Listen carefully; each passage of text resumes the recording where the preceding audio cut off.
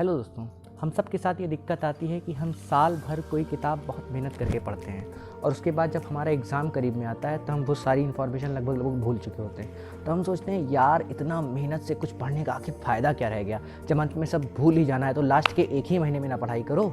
मेरे साथ भी ये दिक्कत आती थी। मैंने फ्लूइड मैकेनिक्स बहुत ही मेहनत करके पढ़ा था, लेकिन लास्ट में जब मेरा एग्ज़ाम आया तो मैं लगभग सारी चीज़ें भूल गया था और तब मेरी भी समझ में आया कि यार मैं लास्ट के एक ही महीने में ना पढ़ूँ, क्यों इतनी मेहनत करता हूँ। लेकिन मेरी ये अप्रोच गलत थी और हो सकता है आपकी भी अप्रोच गलत हो। कोई भी इन्फॉर्मेशन हमें लंबे समय तक याद रहे, इसके लिए हमें करना क्या चाहिए कि जब हम किताब की फर्स्ट रीडिंग ले रहे थे तो हम ऐसा सिस्टम बिल्ड करें कि फ्यूचर में वो सिस्टम हमें क्विक रिवीजन करने में आसानी पैदा करे। फाइनली अब मेरे पास एक ऐसा सिस्टम है कि मैं कोई भी किताब को 1 या 2 बार पढ़ता हूँ तो उसे इस तरीके से ऑर्गेनाइज कर लेता हूँ कि फ्यूचर में मैं उससे बहुत ही क्विक रिवीजन ले सकता हूँ। इस सिस्टम का नाम है प्रोग्रेसिव समराइजेशन, यानी कि हमें आगे बढ़ते बढ़ते किताब को समराइज करते जाना है कई लेयर्स में। प्रोग्रेसिव समराइजेशन में हम किसी भी इंफॉर्मेशन को 3 स्टेजेस में समराइज कर सकते हैं। आज के डिजिटल इंफॉर्मेशन के युग में हम फिजिकल बुक्स भी पढ़ते हैं और इसके साथ साथ डिजिटल किताबें भी पढ़ते हैं, जिसमें न्यूज़ आर्टिकल्स, ब्लॉग और बहुत ढेर सारी चीज़ें शामिल होती हैं। डिजिटल इंफॉर्मेशन को समराइज करने के लिए आप गूगल डॉक्स या ज़ोरो जैसे एप्लीकेशन का इस्तेमाल कर सकते हैं और फिजिकल बुक्स को समराइज करने के लिए पेन, पेंसिल और हाईलाइटर बहुत है।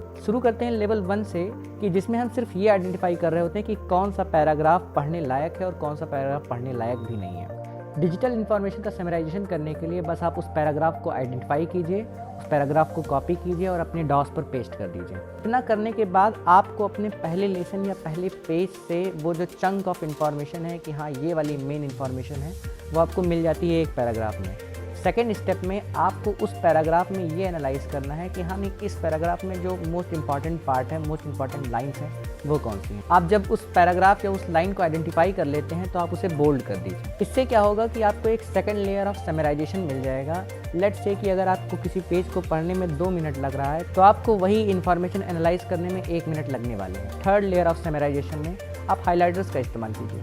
आप ये एनालाइज कीजिए कि जो बोल्ट वाला पार्ट है उसमें की फीचर क्या है, सबसे मेन इंपॉर्टेंट पार्ट क्या है, बस उसको आप हाईलाइट कर दीजिए। अब हाईलाइट करने के बाद असल में अब आपके पास 3 लेयर ऑफ समराइजेशन है और आपकी आंखें बहुत जल्दी, बहुत तेज़ी से एक पेज के ऊपर दौड़ सकती हैं। अब इतना करने के बाद आपके पास 3 लेवल ऑफ समराइजेशन हो गया है और आपको जो पेज पढ़ने में 2 मिनट लगने वाले थे, अब वही पेज पढ़ने में 10 से 12 सेकंड लगेगा। सोचिए अगर किसी इन्फॉर्मेशन को आप लगभग 6 से 10 गुना तेज़ी से कवर कर रहे हैं तो आप कितनी तेज़ी से इन्फॉर्मेशन को कवर करेंगे। यानी कि एग्ज़ाम के समय में जब आप इस टेक्निक के बाद वापस रिवाइज़ कर रहे होंगे तो आपको अपनी इन्फॉर्मेशन को आपको 10 पेज रिवाइज़ करने में सिर्फ 1 मिनट लगने वाले हैं। यानी कि अब हम ये नहीं कह सकते हैं यार अब इतना पढ़ने का 1 साल भर मेहनत करने का क्या फ़ायदा हुआ, लास्ट ही में ना पढ़ता, लास्ट के मंथ में ही ना पढ़ता। मेरे ख्याल से आप लास्ट के 1 या 2 दिन में पूरी बुक का रिवीजन कर सकते हैं अगर आप इस टेक्निक से समराइजेशन करें तो। जब आप फिजिकल बुक पढ़ रहे होंगे तो आपको जो पैराग्राफ अच्छा लगेगा उसके साइड में एक डॉट रख दीजिएगा।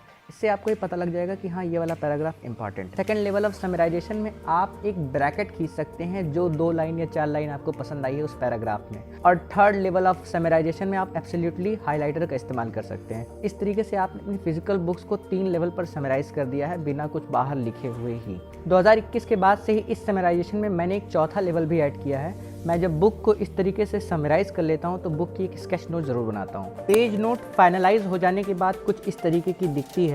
इस एक पेज में मैंने शायद 100 से 150 पेजेस समराइज़ किए हैं। इसमें मैंने इन्फॉर्मेशन को जितना माइक्रो लेवल पर लिख पाया उतने माइक्रो लेवल पर लिखा है, क्योंकि ये सारी इन्फॉर्मेशन मेरे गूगल डॉक्स पर कहीं ना कहीं पर सेव है। और नोट्स को मैं जब इस तरीके से समराइज करता हूँ तो जिस बुक की इन्फॉर्मेशन होती है उस बुक का नाम, उस बुक का पेज नंबर और पैराग्राफ नंबर लिखा होता है, ताकि जब मैं अपने गूगल डॉक्स पर जाऊँ तो मुझे वही इन्फॉर्मेशन ढूंढने में परेशानी ना हो। तो आप अपने एग्जाम की तैयारी के लिए ये 4 लेवल का समराइजेशन कर सकते हैं। मेरे लिए टेक्निक बहुत हेल्पफुल रही है, हो सकता है आपके लिए भी हेल्पफुल रहे। आपको अगर ये वीडियो पसंद आया है तो ज़रूर आपको मेरा ये वीडियो पसंद आएगा, जिसमें मैंने कोई भी बुक पढ़ने के एविडेंस बेस्ड तरीके बताए हैं जो आपको कोई भी बुक तेज़ी से पढ़ने में बहुत हेल्प करेगा।